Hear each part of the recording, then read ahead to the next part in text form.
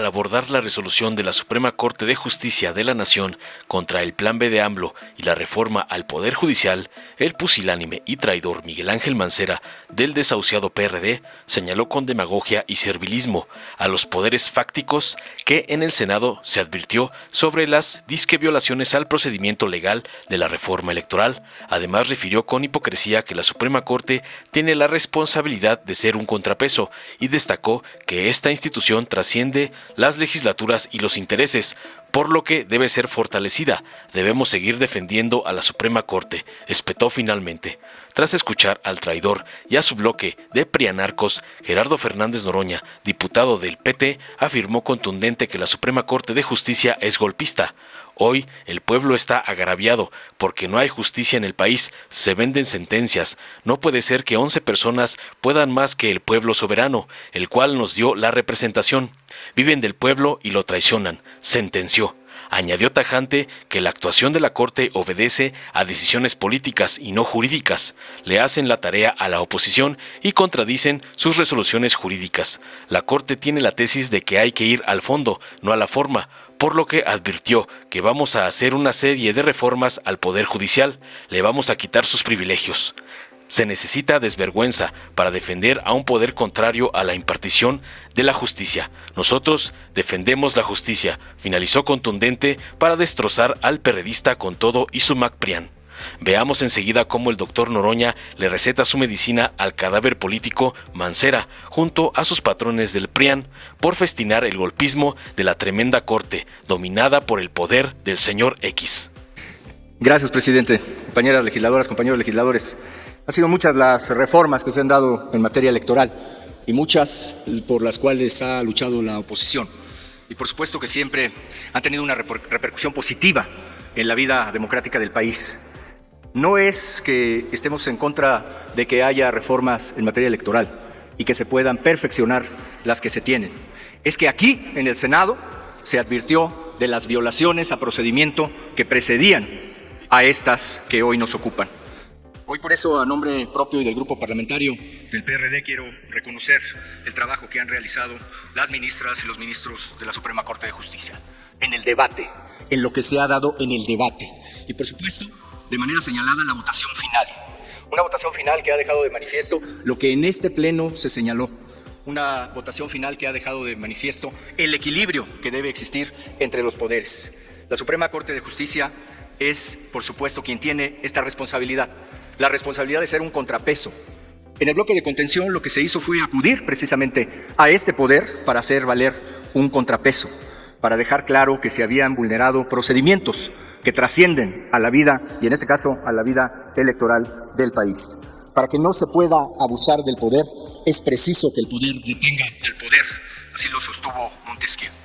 Por eso es que ahora se señala y se dice que es más bien política la resolución. Yo he escuchado también a quien hoy señala eso en este debate, acá mismo, en nuestro ámbito legislativo, festinar resoluciones de la Suprema Corte de Justicia.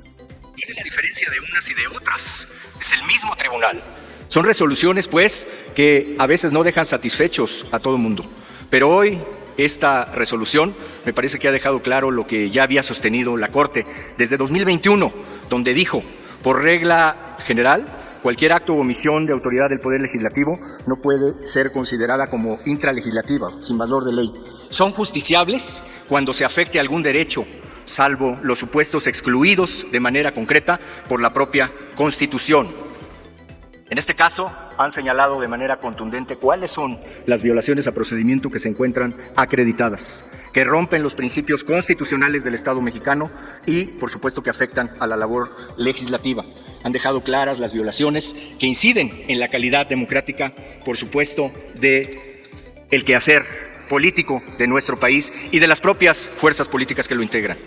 Ha sido una práctica constante recurrir en fechas recientes a esta figura de la urgente y la obvia resolución. Pero hoy también la Suprema Corte ha dejado claro cuándo es que esta práctica puede trascender en la afectación de los derechos humanos.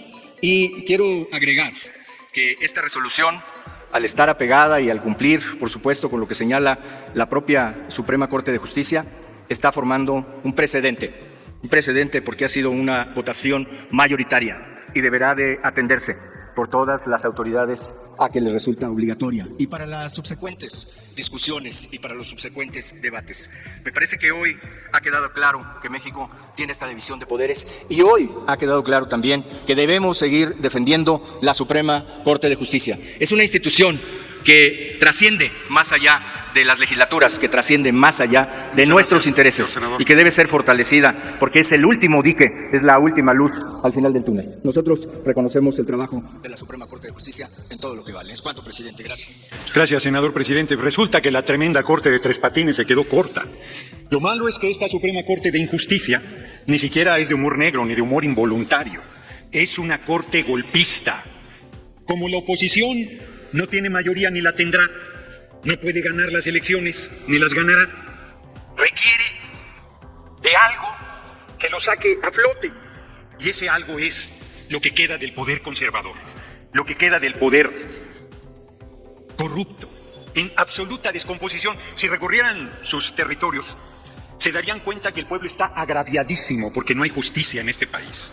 Los jueces venden sus sentencias. La gente quisiera que interviniéramos para decirles, no que les hagan un favor, sino que hagan justicia hacia el pueblo. Y yo le digo a la gente, si con nosotros miren lo que están haciendo, y entonces la gente dice, pues que los quiten. Que hiciéramos lo que Zedillo, quitar a los ministros de la Corte. No, pues si así acusan de dictador al compañero presidente, imagínense. Si quitáramos a los ministros de la Corte, entonces los tiene que quitar el pueblo. Porque no puede ser que 11 personas puedan más que todo el pueblo que es el soberano, puedan más que todo el pueblo que nos dio la representación, incluidos a ustedes, que la traicionen. Se los he dicho. Acepto una pregunta con mucho gusto, pero déjenme nomás terminar de decirles que viven del pueblo y traicionan al pueblo. No me voy a cansar de repetírselos. Ahora sí, senador presidente. Hay dos diputados que han levantado la mano. Todavía no concluye su tiempo. El diputado Jorge Luis Llave Navarca y el diputado Reginaldo Sandoval. Señor Reginaldo, ¿con qué objeto? Sonido en el escaño del señor diputado Reginaldo Sandoval Flores. Solicitar a través suyo, si el honorable nos permite, que le realicemos una pregunta. Señor diputado, ¿acepta la pregunta? Con mucho gusto. Tiene 1 minuto y 2 para contestar. Muchas gracias. Diputado, ¿a qué interés obedece la decisión de la Suprema Corte de Justicia sobre la invalidez de la primera parte del Plan B de la reforma electoral? Si entendemos la división de poderes, pues debe de respetar y no legislar como lo está haciendo en esta ocasión. Como ya lo dije, obedece a que están tomando decisiones políticas, no jurídicas. Están haciéndole la tarea a la inútil oposición, que no sirve para nada y entonces la Corte entra a meterles el hombro. Contradicen inclusive resoluciones jurídicas de la propia Corte que dice que hay que buscar el mayor beneficio para el pueblo. Y varios ministros de la Corte dijeron que la iniciativa era buena, que la iniciativa era correcta y que sin embargo no se había dado la discusión democrática, hoy que se discute más que nunca, que la oposición sube a tribuna las veces que quiera. Bueno, tenemos hasta mesías de la oposición. El cabeza hueca de Fox acaba de decir que hay 2 mesías y los 2 forman parte de la comisión permanente. Es más, uno de ellos está aquí con nosotros y los va a llevar a la tierra prometida, que es el basurero de la historia, del que no deben salir nunca más. Entonces, lo que la Corte está haciendo es eso, hacerles la tarea. ¿Por qué una actitud golpista? Porque en pleno siglo XXI se ve muy mal que el ejército se levante en armas y tire a un gobierno legítimamente constituido, se repudia en el mundo. Y tampoco se ve bien que asesinen a un líder político. Entonces lo que han creado es esto que se llama lawfare, golpe de Estado en nombre de la ley. Inventan que se está violando el procedimiento legal para estar torpedeando a un gobierno, para estar desestabilizándolo.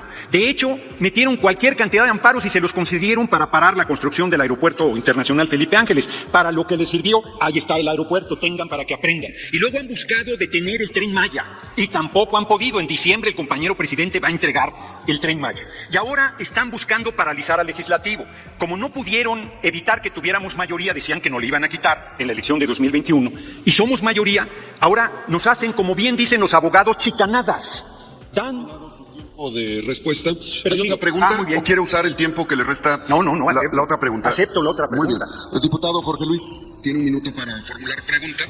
Y bueno, primero le pregunto si es el propósito de... Sí, presidente, solo Adelante. para preguntarle al orador si acepta la pregunta. Con mucho gusto. Adelante. Gracias, presidente.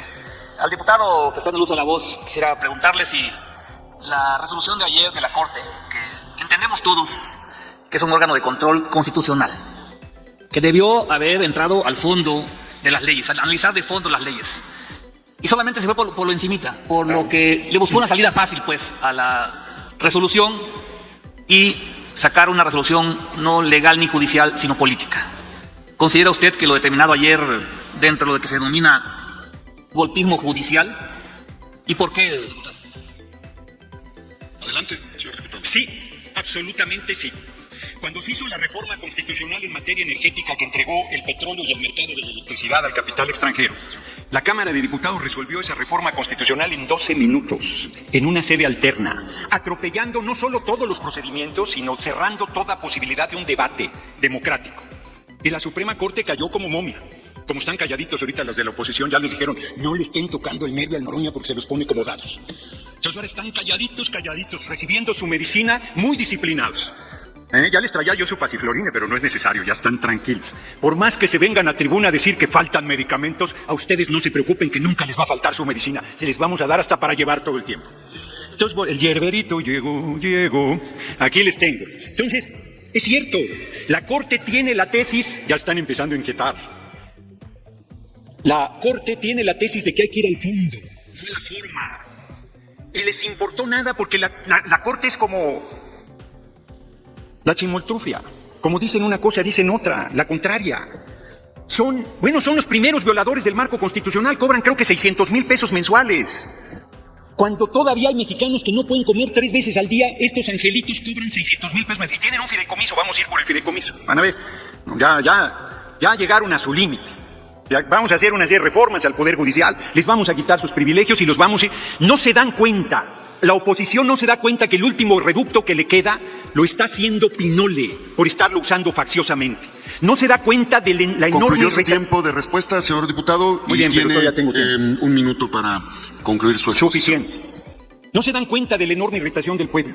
No se dan cuenta que siguen cavando su tumba política. No se dan cuenta que no hay Mesías que los pueda llevar a la tierra prometida. Porque están haciéndole la tarea a intereses espurios y contrarios al interés nacional. Pero además ni siquiera se dan cuenta que van a ser víctimas ellos mismos de esa maquinaria facciosa, de esa maquinaria podrida y corrupta que es el Poder Judicial. Se necesita desvergüenza para venir a tribuna a defender a un poder totalmente contrario a la impartición de justicia cuando es la esencia de su formación. Y se necesita desvergüenza para haber llegado elegido por nuestro movimiento y venir a culpar a nuestro movimiento de la traición de la que fuimos objeto. No, hombre, qué cara dura son los de la oposición. De veras que la derecha es golpista, es hipócrita, es asesina, es racista, es clasista. Los peores valores negativos de la humanidad caracterizan y pintan de cuerpo completo a la oposición. Nosotros hoy defendemos la justicia secas, aunque hay que llevar justicia social a todos los rincones de la patria, y estos individuos defienden el golpismo. Con su pan se lo coman. Así les va a ir en las elecciones venideras que tenemos en junio de este año y sobre todo en la presidencial de 2024. Muchas gracias por su atención, compañeras y compañeros. Dale en me gusta, suscríbete, activa la campanita y compártelo para que más gente lo vea.